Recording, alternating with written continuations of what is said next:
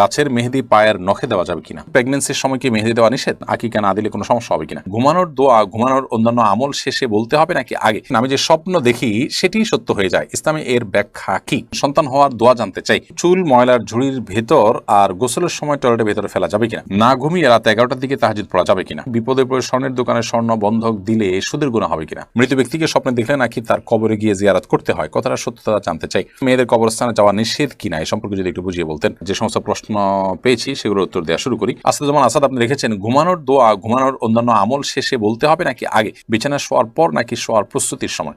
দেখুন, ঘুমানোর অন্যান্য আমলগুলো আগে সেরে ফেলবেন। আল্লাহুম্মা বিসমিকা মুতু ওয়াহিয়া সর্বশেষে বলে আপনি ঘুমিয়ে যাওয়ার চেষ্টা করবেন। আইরিন শিকদার লিখেছেন, প্রেগন্যান্সির সময় কি মেহেদি দেওয়া নিষেধ? না, এমন কোনো কথা নেই। মেহেদি সর্বাবস্থায় দিতে পারেন, প্রেগন্যান্সির সময় দিতে পারেন, অন্য সময় আপনি দিতে পারেন। যারা এই আইডি থেকে আপনি লিখেছেন আকিকা না দিলে কোনো সমস্যা হবে কিনা? আকিকা যদি দেওয়ার সামর্থ্য না থাকে তাহলে তার জন্য কোনো জবাব দিতে নেই, কিন্তু সামর্থ্য থাকলে তার এটা দেওয়া উচিত। অনেকে আমাকে ওয়াজিব বলেছেন, অনেকে সুন্নতে মুআক্কাদা বা গুরুত্বপূর্ণ সুন্নাহ বলেছেন। শারমিন আক্তার আপনি লিখেছেন, আমি যে স্বপ্ন দেখি সেটি সত্য হয়ে যায়, ইসলামে এর ব্যাখ্যা কি?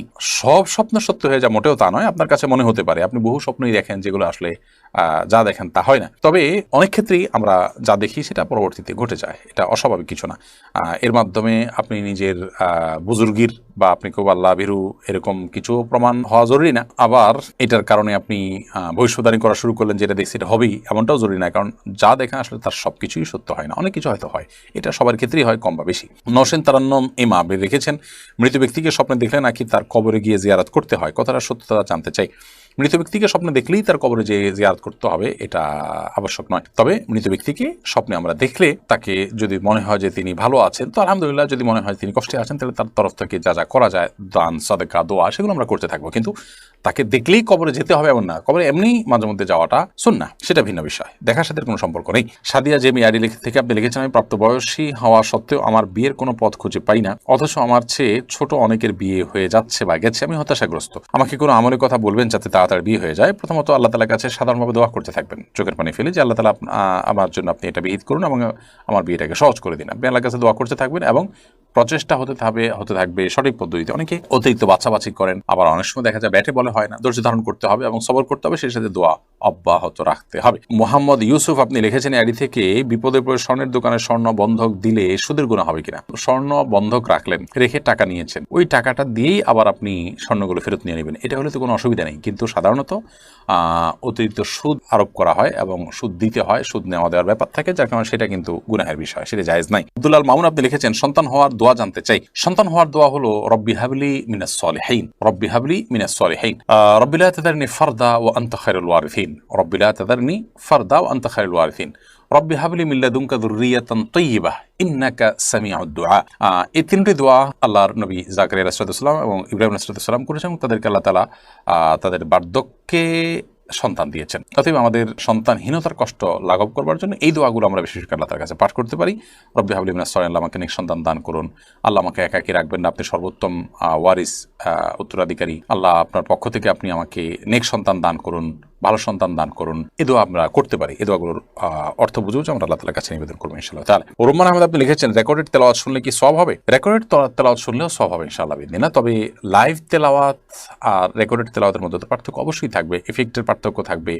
আমরা যখন এটাকে রুকিয়া নিয়ত করবো তখন লাইভ তেলাওয়াতের যে প্রভাব রেকর্ডেড তেলাওয়াতের প্রভাব সেটা হবে না সন্দেহাতীতভাবে। কিন্তু রেকর্ডেড তেলাওয়াতও যদি আমি শুনি মনোযোগ দিয়ে, অবশ্যই তার মাধ্যমে আমরা সওয়াব পাবো ইনশাআল্লাহ তাআলা। এমডি আব্দুল আলিম সুজন আপনি লিখেছেন, না ঘুমিয়ে রাত 11টার দিকে তাহাজ্জুদ পড়া যাবে কিনা? তাহাজ্জুদ সাধারণত হুজুদ থেকে, যার অর্থ হলো ঘুম থেকে উঠে যে সালাত আদায় করা হয়, কিন্তু আপনি যদি এশার সালাত আদায় করার পর কোনো সালাত আদায় করেন 2 রাকাত 4 রাকাত তাহাজ্জুদের নিয়তে, তাহলে সেটাও এক প্রকারের তাহাজ্জুদ হবে, যদিও সেটা আক্ষরিক অর্থে যে তাহাজ্জুদ, তাহাজ্জুদের যে শব্দের অর্থ সেটা এখানে পাওয়া যাচ্ছে না, তারপর এটা এক প্রকারের তাহাজ্জুদ বা এটাকে কিয়ামুল লাইল বা রাত জেগে সালাত আদায় করা হিসাবে বিবেচিত করা হবে। বিধায় আপনি এটা করতে পারেন। অবশ্যই ভোর রাতে উঠার সামর্থ্য না থাকলে এই সময়ে সন্ধ্যা রাতে আপনি 2-4 রাকাত নামাজ পড়লে সেটা না হওয়ার চাইতে অবশ্যই ভালো, এবং সেটার কারণে আপনি এক ধরনের তাহাজ্জুদ সওয়াব অবশ্যই পাবেন। সাইফুল ইসলাম ফাহাদ লিখেছেন, আমরা 2 জন সাউথ কোরিয়াতে এক রুমে থাকি, আমরা 2 জনে কি রুমে জামাতে সালাত আদায় করতে পারবো? যদি আশপাশে মসজিদ খুব ধারে কাছে না থাকে তাহলে অবশ্যই আপনারা 2 জন মিলে জামাতে নামাজ পড়বেন, একাকি নামাজ পড়ার চাইতে, সেটি আপনাদের করা উচিত এবং এর কারণে আপনারা জামাতে সওয়াব পাবেন ইনশাআল্লাহ তাআলা। খুশবু এর থেকে লিখেছে, আপনি কি কি আমল দ্বারা দোয়া কবুল হবে? দোয়া কবুলের কিছু সময় আছে, সেগুলো দোয়া কবুলের জন্য গুরুত্বপূর্ণ। আবার দোয়া কবুলের জন্য দোয়ার আগে পরে দুরূদ পাঠ করা, আল্লাহর প্রশংসা করা, সেটা খুবই গুরুত্বপূর্ণ। হালাল উপার্জন করা আরও বেশি গুরুত্বপূর্ণ দোয়া কবুলের জন্য। এবং কায়মনোবাক্যে দোয়া করা, আল্লাহ কবুল করবেন সেই দৃঢ় বিশ্বাস রেখে দোয়া করা এবং মনোযোগের সাথে দোয়া করা, এগুলো দোয়া কবুলের জন্য অনেক গুরুত্বপূর্ণ বিষয়। ঝর্ণা বেগম আপনি লিখেছেন, চুল ময়লার ঝুড়ির ভেতর আর গোসলের সময় টয়লেটের ভেতরে ফেলা যাবে কিনা? মানুষের শরীরের প্রত্যেকটা অঙ্গই খুবই গুরুত্বপূর্ণ এবং সম্মানীয়। ইসলাম মানুষের শরীরের প্রত্যেকটা অঙ্গকে মর্যাদা দিতে বলে। আল্লাহ সুবহানাহু ওয়া তাআলা বলেছেন, ওয়ালাকাদ কাররামনা বানি আদম, আমি আদম সন্তানকে অর্থাৎ মানুষদেরকে মর্যাদা দিয়েছি, সম্মানিত করেছি। অতএব মানুষের শরীরের কোনো অংশ, অঙ্গ, চুল, গোপ অথবা আপনার দাড়ি কিংবা আপনার নখ, এগুলো নোংরা জায়গায়, ময়লা জায়গায় ফেলাটা অনুচিত। কিন্তু এটা ফেললে যে কোনো বড় গুনাহ হবে এরকম না, কিন্তু অনুত্তম এবং অনুচিত পর্যায়ের গুনাহ। সেক্ষেত্রে এগুলোকে আমরা একত্র করে মাটিতে যেমন পুঁতে ফেলতে পারি, বা মাটিতে ফেলে দিলাম, মাটির সাথে মিশে গেল, সেটা হতে পারে, কিন্তু খুব নোংরা বা ময়লার সাথে সেটা ফেলাটা অনুচিত কাজ। সাদিয়া ইসলাম প্রিয়া আপনি লিখেছেন, মেয়েদের কবরস্থানে যাওয়া নিষেধ কিনা, এই সম্পর্কে যদি একটু বুঝিয়ে বলতেন। দেখুন, মেয়েদের কবরস্থানে যাওয়া নিয়ে আমাদের দুটি মত আছে। অনেক উলামা ইকরাম বলেছেন মেয়েরা কবরস্থানে যাবে না, গেলে গুনাহ হবে। অনেক উলামা সেটিকে অনুমোদন করেছেন। মূলত হাদিসে আসছে, নবী সাল্লাল্লাহু আলাইহি সাল্লাম নারীরা অতিরিক্ত কবর জিয়ারত করে যারা, তাদের প্রতি লানত বর্ষণ করেছেন।